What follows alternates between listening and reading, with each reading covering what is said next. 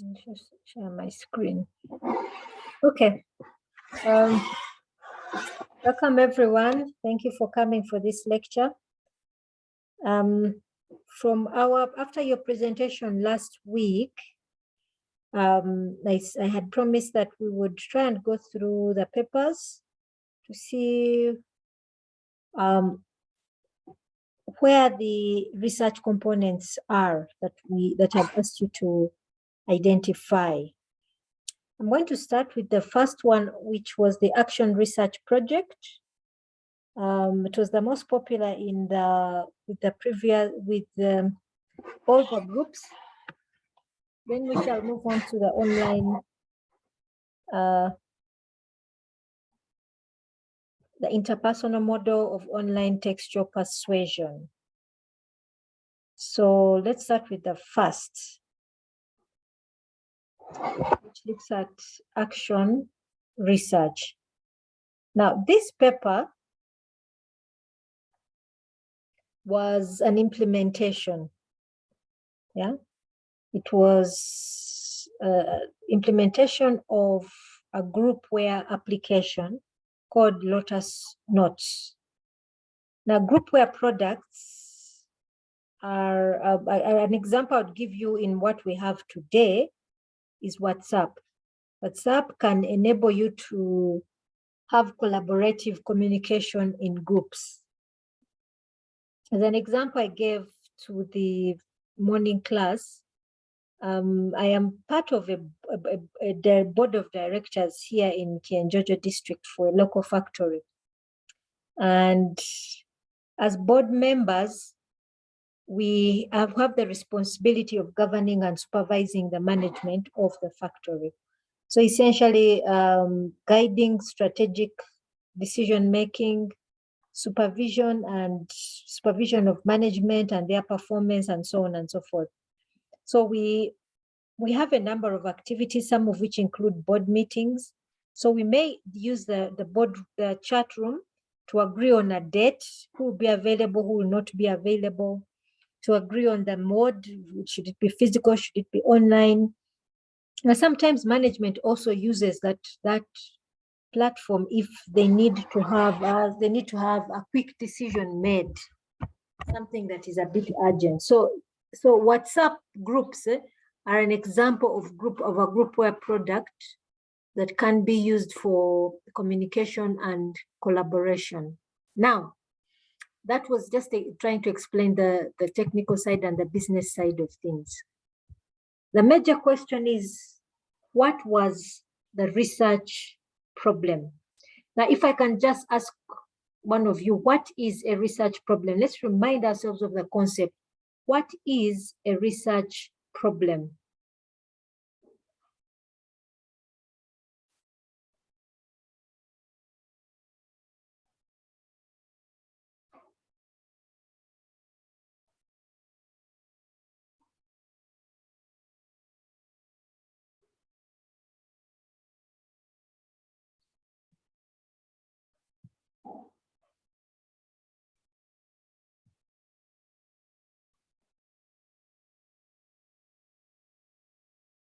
Could someone give us an answer? What is a research problem? A research problem is a statement about an area of concern, a condition to be improved, or a troubleshooting question that exists in a scholarly literature, all in theory. Yeah. So it is something that we find that should be found in scholarly literature. So the troubling problem should exist from literature. In other words, it should be from research work that has been done. So a research problem is not the same as everyday problems. So for example, in the morning, I asked the class, if I have malaria, it's something of concern and it's something that needs to be improved. Is that a research problem? And the answer we all had was no, that is not a research problem. A research problem must exist with a research community. That means scholars, people who have published something, they should have indicated where a gap is, a gap that needs to be known. So if we look at this particular article, the abstract doesn't give much, but here the second paragraph where it says, until recently, most of the previous research in the area of groupware has used laboratory experiments in artificial situations. Now, here was the challenge. All literature acknowledged that groupware products had the potential to dramatically improve the ways in which people communicate and collaborate. But if you're doing your research in an artificial situation, you can't know whether it's actually true. Yeah? You can't know whether it is actually true. Now, the other thing that the researchers were acknowledging was that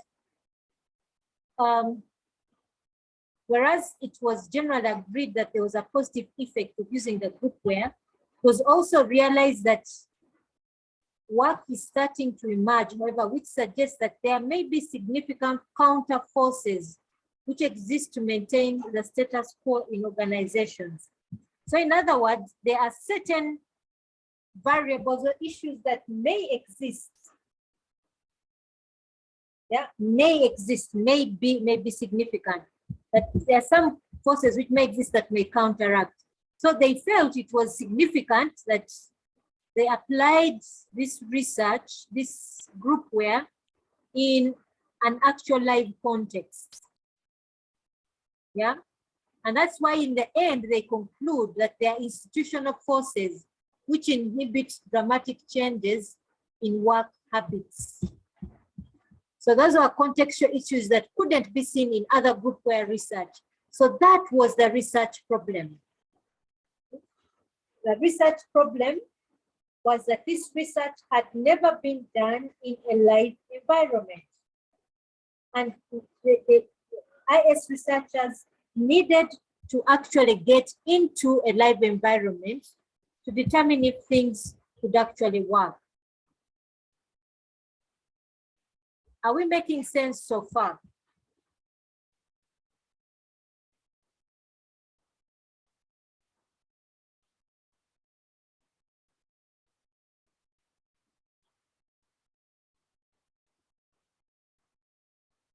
Yes, madam.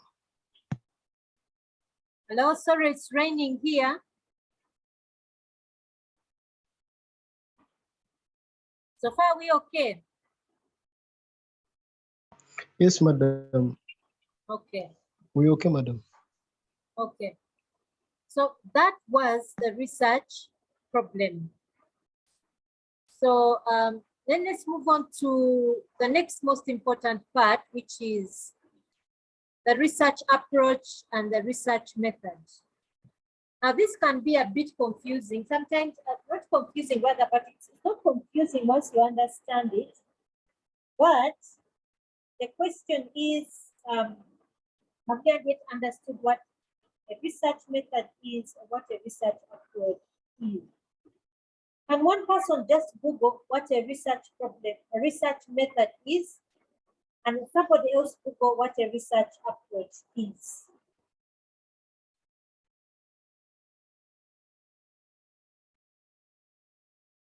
Sorry, madam. Sorry?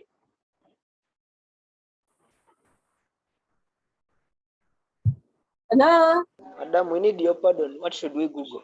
I was saying, can one person just Google what a research method is, and then a second person Google what a research approach is? The concept.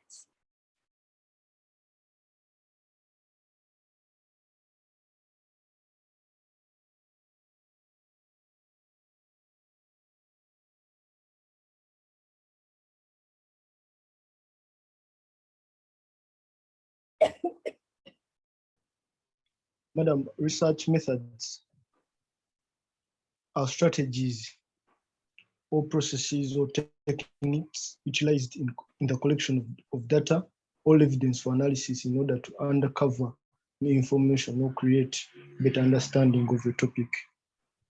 Okay. So it is a process, a strategy. Yeah. A process or a strategy. Okay. So then here Tony says a research approach Yes, madam. approach or methodology that has been adopted to conduct. Yeah. So here is a section that I thought was key to point out research method and research approach. So there was a section here which was entitled research method. So here the writers say, we decided to use action research as our research method since it enables a researcher to intervene in the organization while at the same time generate knowledge about the process. So clearly the action research is the process they used. If you, or the strategy that was used. You can refer back to the video where I talk about research methods, and I'll also upload some articles in those different research methods.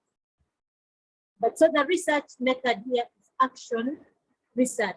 So again, what happens then, what then is the research approach? Normally, when we talk about research approach, the types that we normally have two generic types: positivism and interpretivism, deductive and inductive. Do you remember what interpretivism is? Do you still remember what it is? Or interpretive research?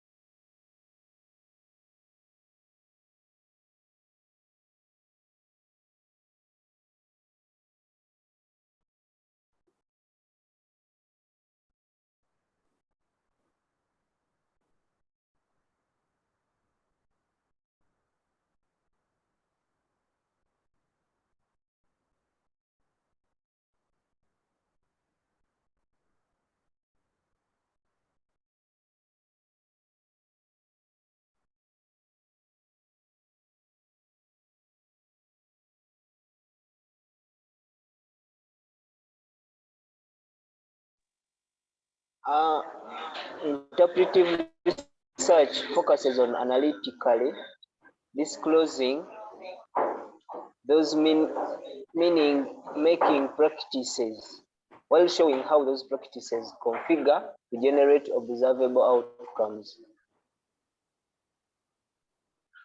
Sorry, let me just Google it here. Hope you can all see my screen.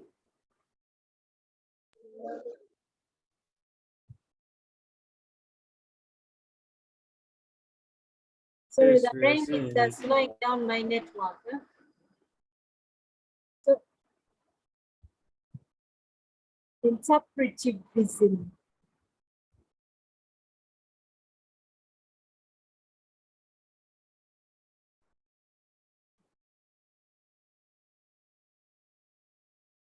So here it says it's based on the principle which states that the researcher performs a specific role in observing the social world. According to this research philosophy, the research is based and depends on what the researcher's interests are. Let's see something else here. Focuses on analytically disclosing those meaning-making practices while showing how these practices configure to generate observable outcomes. Yeah. Now, if you see even more here, you see what is interpretivism in qualitative research. Now, we realize if you go back to our discussions on research approaches, we had interpretivism, we had positivism. What is positivism?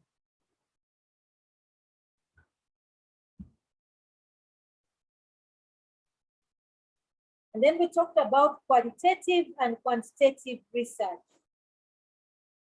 You know, which approach, which philosophy was attached to which approach?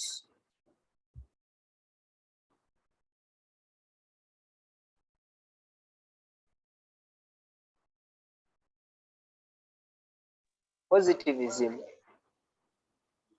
often involves the use of existing theories to develop hypotheses to be tested during the research process. Okay, so the other one makes meaning, and then the other uses existing theory.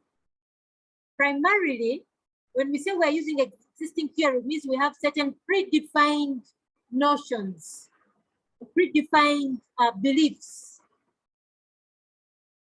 We have what we see here, these researchers are saying, they say interpretive research does not predefine dependent or independent variables. Yeah, does not predefine. So that to say to have predefined dependent and independent variables, we're essentially saying that you're going in with certain assumptions, certain already acknowledged and accepted beliefs. Let us look in comparison to one of the articles that one of you did, one group that did this research on the online texts. When you look at their research model, they have what we call a hypothesis. Yeah. So in the hypothesis, you have a statement like this: the majority of total effects, direct effects plus indirect effects of communication characteristics on persuasion outcomes that result from cognitive evaluation of CMC messages is due to interpersonal categorization based on the receiver's combined perception of personal feedback and message coherence. So this hypothesis has certain predefined, before they even go into research, they have certain predefined variables. Total effects of communication characteristics of persuasion outcomes. Yeah, that are a result of cognitive evaluation is due to interpersonal categorization. So they are relating the effect of communication to interpersonal categorization.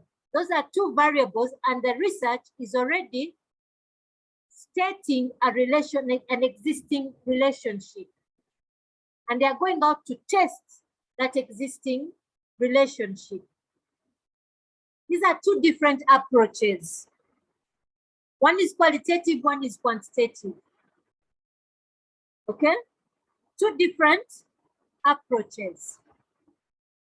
The first, interpretivism, is highly qualitative. So this particular research used a qualitative approach, one that went to look at the complexity of human sense making.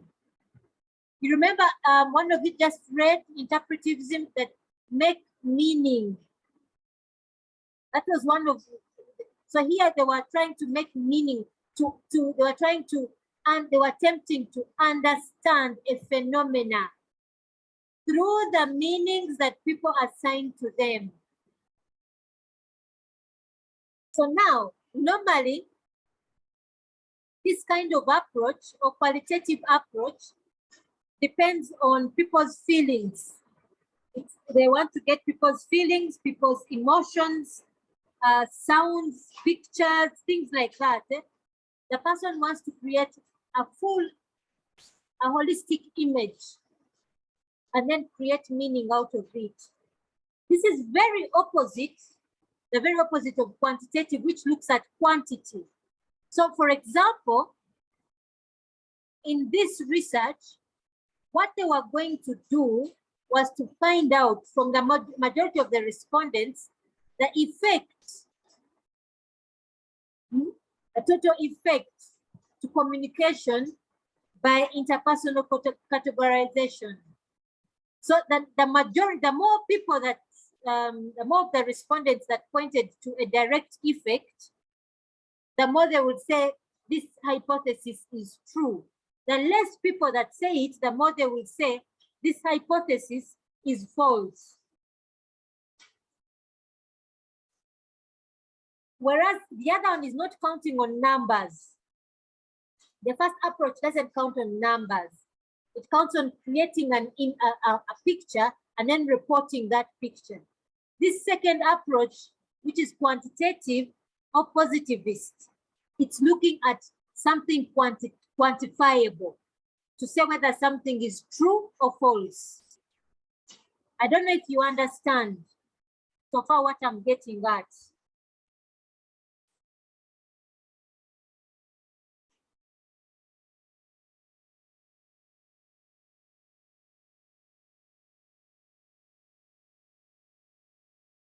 Yes, madam. We are together. Okay, so those are the two different approaches from these two papers. Yeah. Whereas the previous used for research method, the previous paper, the one on groupware used action research. This particular paper on online text used survey. So survey is a research method. Now, in the qualitative approach, the research tools are another thing. So research tools, normally we find most students mistaking research tools to be research methods. For example, a questionnaire is a research tool or a data collection tool. It's not a research method. It's normally a questionnaire with closed-ended questions is normally the tool to be used by people doing surveys. Laboratory experiments are another quantitative mode of research. Okay.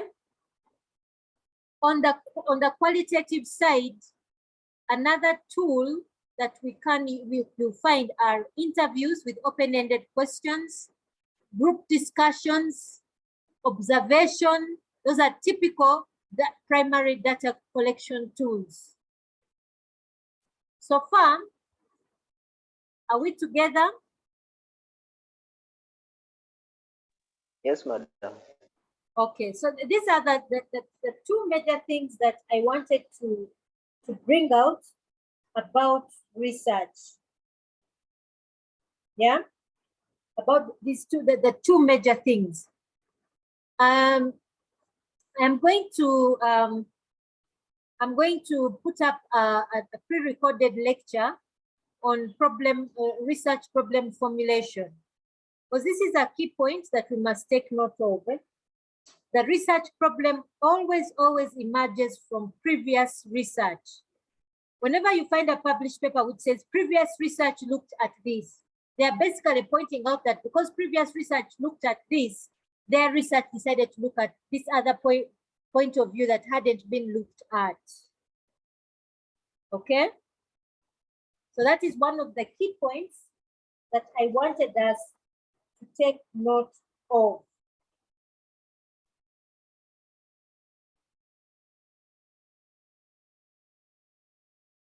So far, are we okay? Yes, please. Okay. Yes, madam. Now we are a bit ahead of the rest. This is as far as we went with the other group. So I wouldn't want to go beyond what we discussed with the other group. So I would suggest we stop here. And by Friday, I'll put up the pre-recorded lecture on problem formulation. This will be the basis for our next assignment, group assignment, because you'll be required to formulate your own problem, research problem, based on literature, scholarly literature, and formulate a research problem and also a strategy of how you tackle it. In other words, what methodology will you use? What approach will you use? What tools do you expect to use? Something like that. Is that okay? Yes, Yes, madam. madam. Okay, so let me stop the lecture here.